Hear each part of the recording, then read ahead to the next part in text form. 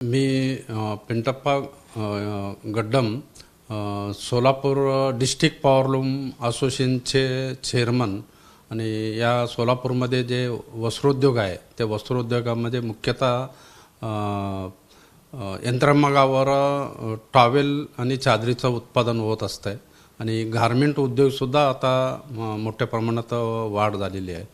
एकंदरीत जर पाहिलं की मागच्या 6 महिने अगोदर अमेरिकेचे जे टेरिफ जे लावलं होतं ते टेरिफच्या अवास्तव टेरिफमुळे अमेरिकेला जायचे एक्सपोर्ट जे करणारे निर्यातदार जे आहेत आणि काही मर्चंट एक्सपोर्टला सुद्धा माल देणारे तर सडनली टेरिफ वाढल्यामुळे तिथली अमेरिकेची सुद्धा एक्सपोर्टला आळा बसली आणि एकूण निर्यातीच्या जवळजवळ 15-20% माल अमेरिकेला जातो.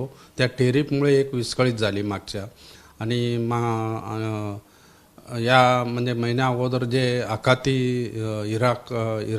इराण आणि अमेरिकेचं जे युद्ध चालू आहे त्या युद्धाच्यामुळे एकंदरीत आखाती जे राज्य आहेत म्हणजे एक्झाम्पल दुबईहून रिएक्सपोर्ट होतं सोलापूरमधून जे टॉवेल तयार तर आखाती देशातलं कटार आहे आणि साऊथ अरेबिया आहे आणि आपला एकंदरीत म्हणजे तो gulf country Qatar, Iran, Iraq, Saudi Arabia, Oman आणि बहारीन या देशात टॉवेल म्हणजे सोलापूरमध्ये जवळ 1000-1200चं जे एक वर्षभरात जे उत्पादन होतं त्याच्यात अमेरिकेला 10-15% आणि आखाती देशातसुद्धा 15-20%चा माल जातो.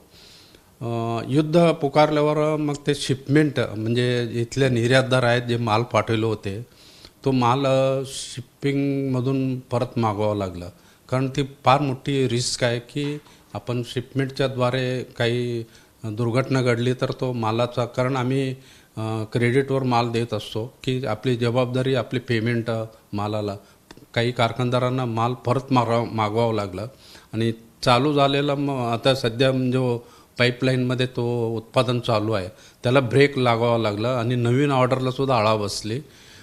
एकंदरीत म्हणजे 150-200 कोटीचा हा व्यवसाय गल्फ कंट्रीचा पूर्ण थांबलेली आहे. पुढची जी ऑर्डर आहे तीही थांबली. अशा म्हणजे सोलापूरच्या टॉवेल उत्पादकांना जे फटका बसली आणि दुसरीकडे आम्हाला गॅसचं एवढं म्हणजे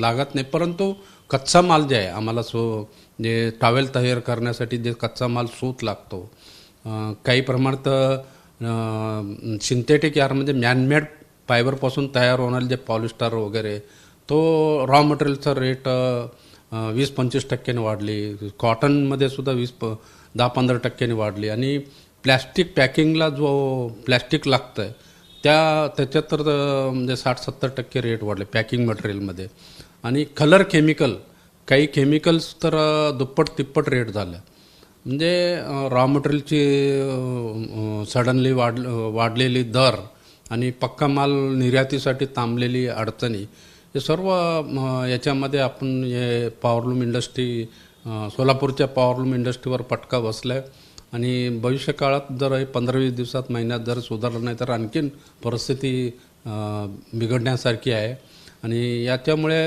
एक आर्थिक चक्कर थांबलेली आहे आणि कामगारांच्या रोजीरोटीवर सुद्धा प्रश्न निर्माण झाला. सरकार प्रयत्न करतो आहे पण एक संकट आपल्यासमोर आली आणि त्याला शेवटी समोर जाऊन कसं करता येईल दुसरी बाजारपेठ आम्ही प्रयत्न करतो पण अमेरिकेच्या ठिकाणी दुसरा बाजारपेठ UK एक पॉझिटिव्ह युरोप राष्ट्रामध्ये एक पॉझिटिव्ह घडली तिथली इम्पोर्ट ड्युटी कमी करून थोडं चालना मिळाले. एकीकडे थोडं काही सकारात्मक होत असताना काहीतरी नकारात्मक गोष्ट या उद्योगावर संकट येतो आहे त्याला इथल्या म्हणजे सेंट्रल गव्हर्नमेंट स्टेट गव्हर्नमेंट त्यांनी त्यांच्या परीने काय आणखीन या व्यवसायाला चालना मिळण्यासाठी प्रयत्न आम्ही आमच्या निवेदनाद्वारे करतो आहे आणि एकंदरीत परिस्थिती या सोलापूरच्या उद्योगावर निर्माण झाली. 2026मध्ये सुरू झाल्यावर अमेरिकेच्या टेरिफच्या अडचणीत आम्ही होतोच आणि अमेरिकेच्या टेरिफची चांगली बातमी येत असतानाच अमेरिका, इस्रायल आणि इराण हे युद्ध सुरू झालं आहे. हे पश्चिम आशियाचं युद्ध म्हटलं तर चालेल, कारण याला फक्त आखाती युद्ध म्हणत नाही, कारण जिथं जिथं अमेरिकेचे बेस आहेत तिथे इराणने हल्ले केले, त्यामुळे हे सगळं आखात पेटलं गेलं. परंतु सर्वात मोठं जेव्हा प्रॉब्लेम आम्हाला आला, आम्हाला तेव्हा वाटलं नाही की एवढा सिरियस प्रॉब्लेम होईल. पण जेव्हा आम्हाला कळालं आमच्या शिपिंग एजंटकडनं की हॉर्मुझ बंदर बंद झालं आहे आणि हॉर्मुझ बंदरमधून सगळीकडे एक्सपोर्ट होत होता आणि एक्सपोर्ट होणारा आणि इम्पोर्ट होणारा माल, हा सगळ्याचा जो प्रॉब्लेम आला तो भारताला सुद्धा याचा फटका बसला. आपल्याला जेव्हा कळालं तेव्हा गॅस अँड क्रूड ऑइलमुळे लवकर लोकांना सगळीकडे प्रसिद्ध झालं आणि त्याचं लोकसभेत असेल, विधानसभेत असेल, सेशन चालू असताना वेगवेगळ्या चर्चा झाल्या. ह्याच्यामध्ये मोठा प्रॉब्लेम आलेला की कच्चा माल जो लागतोय त्याला क्रूड ऑइलचा रेट एकदम 60 रुपयावरनं 110 रुपये 105 रुपयेपर्यंत गेला.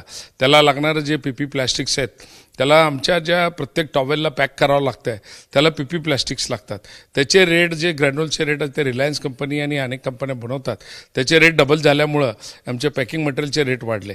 त्यासोबतच आम्ही जे एक्सपोर्ट करतो कंटेनर, आमच्याकडे एक 25 ते 30 बाहेर आहे, त्याची आकडेवारी 100 ते 150 कोटीच्या आसपास आहे.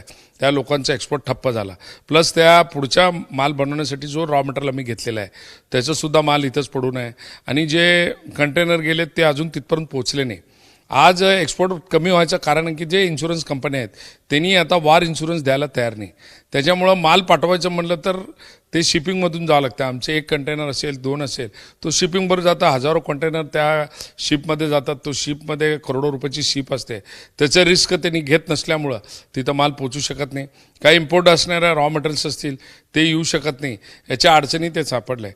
केंद्र सरकार याच्यामध्ये मार्ग काढत आहे, आम्हाला काही सबसिडीज आहेत ते देत आहेत, परंतु त्याच्याने मार्ग निघणार नाही. कायम याचं सोल्युशन हा परमनंट व्हायला पाहिजे. कारण जर आखाती युद्धामुळं तिथं जर बाहेर खरेदीला बाहेर येत नसेल आणि तिथं जर लॉकडाऊनसारखी परिस्थिती त्या देशात येत असेल तर गिराकच नसल्यामुळं आमचं टॉवेल आहे असं काही की ते इसेन्शियल मध्ये पकडलं जात नाही. फक्त आंघोळ करताना लागतात तर जुनं टॉवेल वापरू शकतात. खाण्यापिण्याच्या वस्तू पण आज महाग व्हायचे चान्सेस आहे, खाण्याचं तेलसुद्धा वाढण्याचे चान्सेस आहे. आज इतर देशाचा विचार केला तर भारत हा प्रगतिशील जरी म्हणत असलो तरी आपल्याकडे 50% लोक गरीब आहे. एक दिवस बी युद्ध इथं 2 दिवस युद्ध असलं तरी परवडण्यासारखं नाही आहे, अशी पोझिशन आपली आहे. आणि जे एक्सपोर्ट आणि इम्पोर्टमध्ये जर इथलं बंद पडलं तर याचा रोजगारावर मोठा प्रमाणात परिणाम होणार आहे आणि अर्थव्यवस्था आपली थांबणार आहे. आज टेक्स्टाईल इंडस्ट्री भारतात सगळ्यात जास्त आहे, महाराष्ट्रात 60% आहे. ह्याला अडचणीचं ठरणार आहे आणि जे एक्सपोर्ट आणि रेडीमेड गार्मेंट एक्सपोर्ट थांबल्यामुळं येणाऱ्या काळामध्ये रोजगाराचा मोठा परिणाम या उद्योगावर पडणार एवढं मात्र निश्चित. ABP माझा, उघडा डोळे बघा नीट.